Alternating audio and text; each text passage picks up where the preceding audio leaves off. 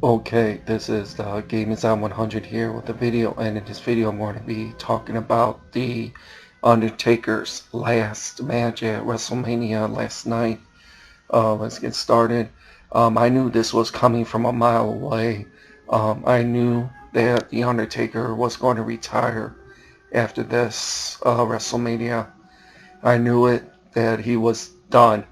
He has put his body on the line for 27 years that he was starting in the WWE, starting at Survivor Series in 1990. what a what a ending to for the Undertaker. I know the streak should have still been intact when this ended. It would have only been right if the streak was intact for the Undertaker to go out like that. His last match that he puts over the younger talent. I know everyone's going to be upset that The Undertaker put over Roman Reigns. You got to realize that in the wrestling business, when you're going on your way out, you have to put over the new guy. You have to put him over. You have to anoint him as the next guy. Because when you leave a wrestling promotion, whenever that happens, you have to anoint a new person to take the place. If you're a big star, and that's what's all been going in the wrestling business for years. The Undertaker had to go out on a loss on his last match. It is the right thing. The Undertaker did this. I knew Roman Reigns was going to win. This was going to be Undertaker's last match. And with that, for The Undertaker, I got to say he had a great career. I remember when he first debuted at Survivor Series 1990. I was 10 years old at the time. As soon as I seen this big dude, all drenched in black, I was saying, whoa. This guy's going to be doing some good things. Then within his first year within the WWE, he defeated the immortal Hulk Hogan. In his first year, he was undefeated in his first year, and he defeated Hulk Hogan for the WWE title. I didn't see that coming. I didn't see Hogan was going to lose the belt, but you got to figure that they somehow had to get the belt off of Hogan, so they could have would have done the Hogan Flair match at WrestleMania for the title. They had to get the belt off him to get it on the Flair. So I can understand why what they did back then.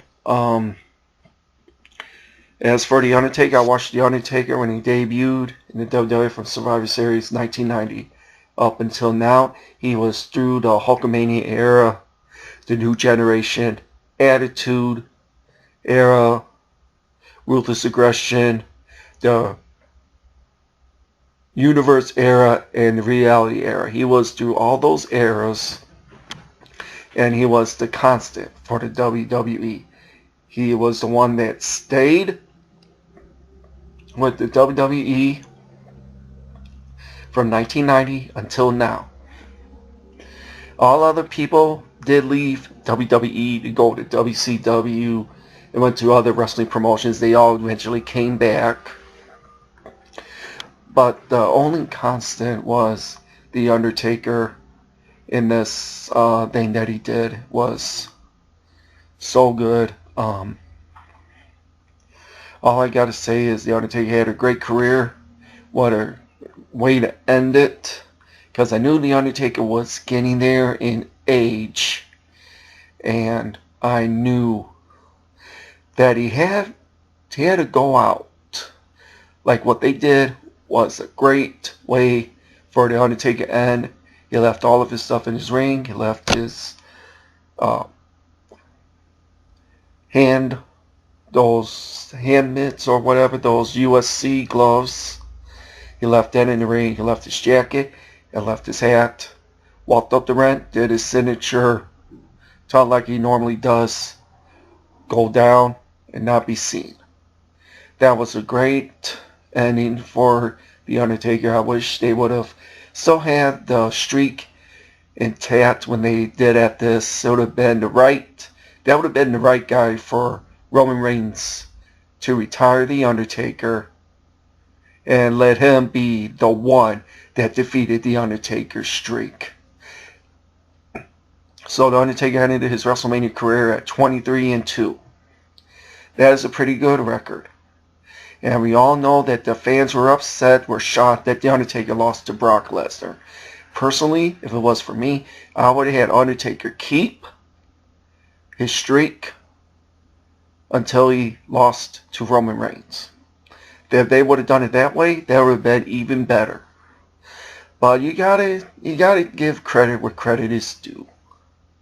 You gotta give it for Roman Reigns. I know everyone hates Roman Reigns because it's the most likely thing to do. You don't like the character. You don't like his talking. You don't like how he's presented.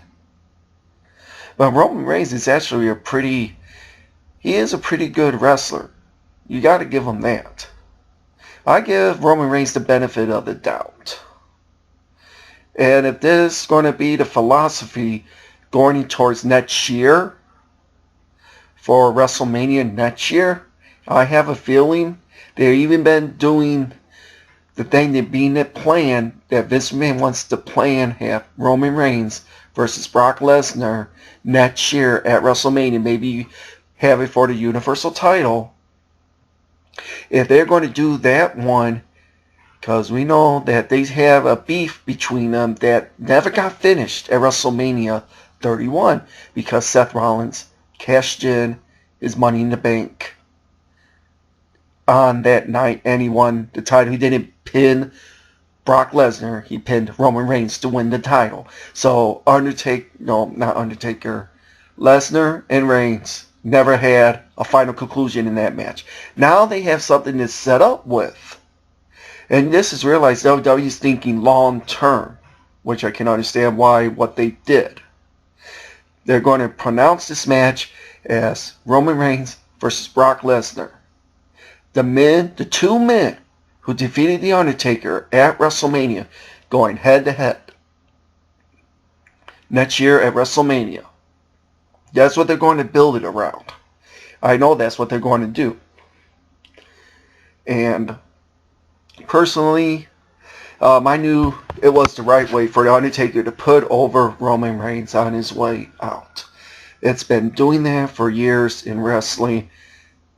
It's been going on that way for years. When you're leaving or retiring, you have to put the other guy over. I can understand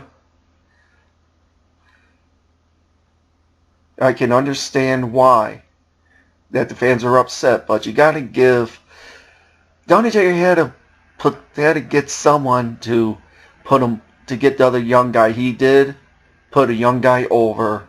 He put Roman Reigns over. It should not have been Lesnar that broke the streak. It should have been Roman Reigns. But the WWE decided to go on a different route. And what can you say about the Undertaker? Was poetic. That I knew one thing. I knew Undertaker and Reigns. It was going on last. I knew Roman Reigns was going to win. That was the proper send-off for The Undertaker. Have him do the main event. Not have Lesnar and Goldberg as the main event, but have Undertaker his last WrestleMania. It was simply a great run for The Undertaker. His age was getting up with him. He was hurt. And I can understand why. But the fans, I don't get why you guys are upset. You smart marks are upset that Undertaker lost. You got to look at from the business side. You have to put Roman Reigns as the guy. Because Roman Reigns can now go on to say that he retired The Undertaker. No other man was able to retire The Undertaker. Roman Reigns has that distinction. I don't know what's going to happen on Raw, but if it was for the Undertaker or whatever, how The Undertaker should have done it was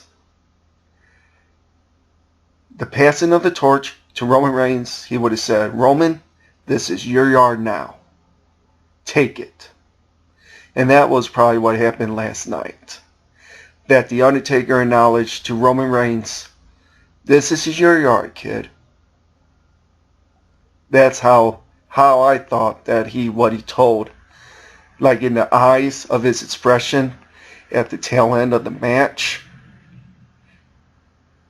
As soon as I seen when The Undertaker was Roman Reigns looking down, The Undertaker was saying, come on, give it to me. That was The Undertaker probably saying, it's your yard, kid. It's yours. So, what a way to end for The Undertaker. Like I said, I've been watching The Undertaker since 1990 when he came into the WWE. Even when he was in WCW at the time, he was in WCW as a tag. He was in a tag team. He was Mean Mark Callis or whatever his name was in WCW. But what an ending for The Undertaker. I know the fans are upset that he lost, but you gotta see it from the business side of it. They're going to be setting up for next year's WrestleMania long-term booking, people. Anyways, this is The Game Is On 100. I am out. Later.